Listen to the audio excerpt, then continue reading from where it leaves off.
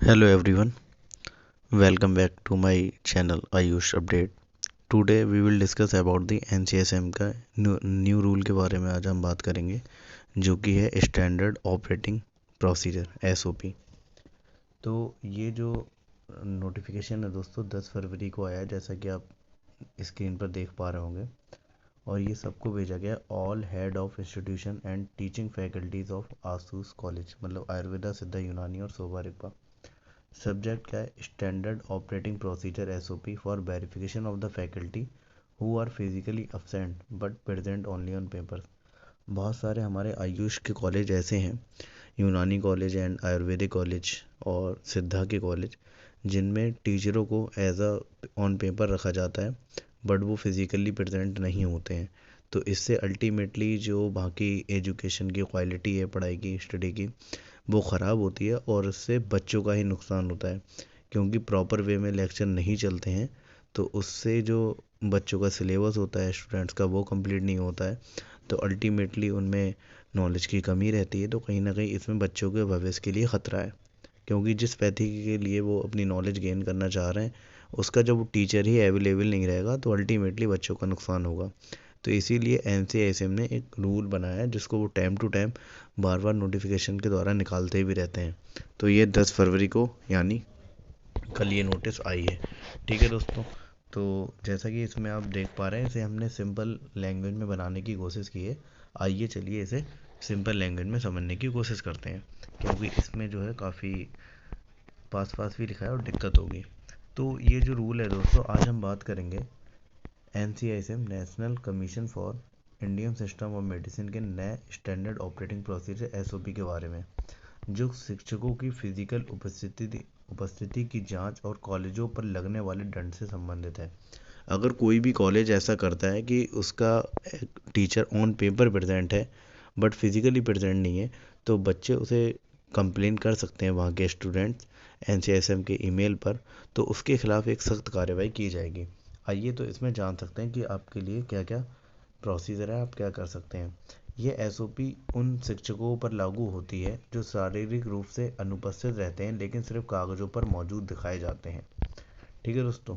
SOP क्यों लागू किया गया? सबसे पहला नियम यह है, एसओपी क्यों लागू किया गया, ये तो हम इस बात से भी समझ पा रहे हैं, क्योंकि बहुत सारे हमारे आयुष के कॉलेज ऐसे हैं जिसमें टीचरों को रखा तो जाता है कि उनकी फैकल्टी को पूरा दिखाने के लिए कि हमारे यहाँ फैकल्टी पूरी है, तो जितनी नंबर ऑफ़ सीट्स उस कॉलेज को मिलनी चाहिए वो मिल जाती हैं।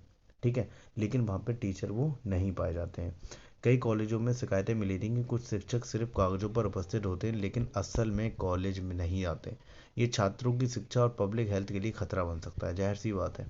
ठीक है दोस्तों, ये वही नोटिफिकेशन है। तो एनसीआईएसएम एक्ट 2020 के तहत इस मुद्दे को रोकने के लिए medical assessment and rating board MARB ने एक नया एसओपी लागू किया है। ठीक है। शिक्षक की उपस्थिति की पुष्टि कैसे करेंगे, मतलब शिक्षक आ रहा है या नहीं आ रहा है, इसकी पुष्टि हम कैसे करेंगे? एनसीएसएम ने दो प्रमुख तरीके अपनाए हैं।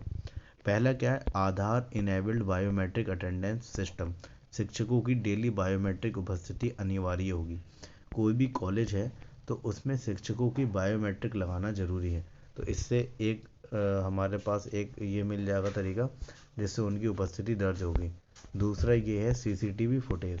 शिक्षक की सीसीटीवी फुटेज की जांच की जाएगी कि वह वास्तव में उपस्थिति दर्ज करा रहा है या नहीं।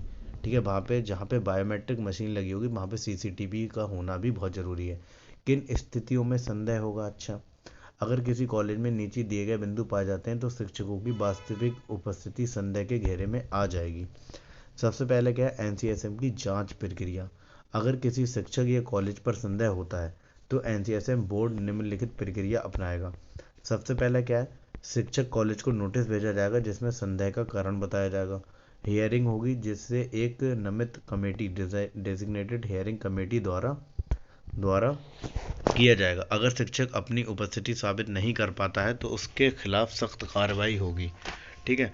पांचवा पॉइंट क्या है? उपस्थिति साबित करने के लिए आवश्यक दस्तावेज। शिक्षक कॉलेज को अपने नियमित उपस्थिति सिद्ध करने के लिए नीचे के लिए दिए गए दस्तावेजों की ज़रूरत होगी। सीसीटीवी फुटेज जिसमें 6 महीने की डेली उपस्थिति हो। Google timeline record. शिक्षक की नियमित यात्रा का प्रमाण यदि स्वेच्छा से दिया जाए तो ये वो अपनी इच्छा से दे सकता है। क्लास में पढ़ने की तस्वीरें जिनमें शिक्षक को पढ़ाते हुए दिखाया गया हो। फास्टैग या ट्रैवल रिकॉर्ड जिसमें रोज कॉलेज जाने का प्रमाण हो। नोट, उपरोक्त सभी दस्तावेजों के आधार पर शिक्षक की 75% से अधिक उपस्थिति साबित हो जानी चाहिए। मतलब ये जितने पॉइंट्स बताए गए हैं इसमें जो भी कोई भी टीचर्स है तो उसकी 75% अटेंडेंस ज़्यादा होनी चाहिए। पेनल्टीज क्या क्या है कॉलेज के लिए? दंड 25 लाख रुपए प्रति शिक्षक का जुर्माना पड़ेगा। अगर उन्होंने ऐसा कोई शिक्षक रख लिया है जो ऑन पेपर प्रेजेंट है लेकिन फिजिकली प्रेजेंट नहीं है कॉलेज में, तो उस कॉलेज पर 25 लाख तक का जुर्माना पड़ सकता है। अगर कॉलेज जुर्माना नहीं देता है तो उस संत के लिए अनुमति रद्द हो जाएगी, तो उस सेशन के लिए उसकी अनुमति भी प्रदान नहीं की जाएगी कॉलेज के लिए। अगर निरीक्षण के दौरान शिक्षक अनुपस्थित पाया जाता है, जब इन्वेस्टिगेशन टीम आती है उस दौरान अगर शिक्षक नहीं मिलता है तो अगले सेशन की अनुमति तब तक नहीं दी जाएगी जब तक जुर्माना अदा नहीं होता है।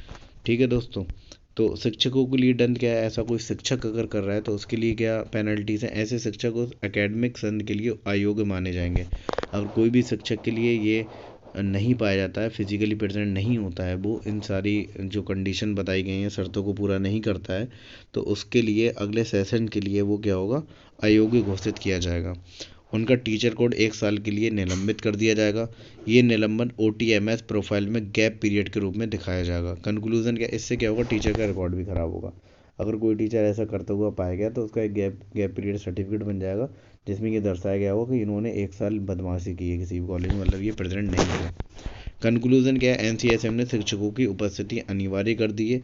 मतलब ये आधार इनेबल्ड बायोमेट्रिक सिस्टम और CCTV मॉनिटरिंग से अब शिक्षक बिना कॉलेज आए सैलरी नहीं ले पाएंगे।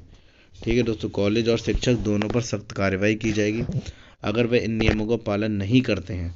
छात्रों की शिक्षा और मेडिकल फील्ड की गुणवत्ता बनाए रखने की महत्वपूर्ण कदम है। दोस्तों आपको भी जाहिर सी बात है ये जानकारी होनी चाहिए कि हमारे कॉलेज में कितने टीचर्स हैं जो हमारी क्लास लेते हैं, कितने ऑन पेपर हैं और कितने फिजिकली प्रेजेंट हैं। सभी स्टूडेंट को अपने कॉलेज में ये लिस्ट प्रॉपर मालूम होनी चाहिए। जो भी क्लास का CR होता है उसके पास ये जानकारी होनी चाहिए, ताकि अगर कोई ऐसा शिक्षक करता है तो उसके खिलाफ कार्रवाई की जाए।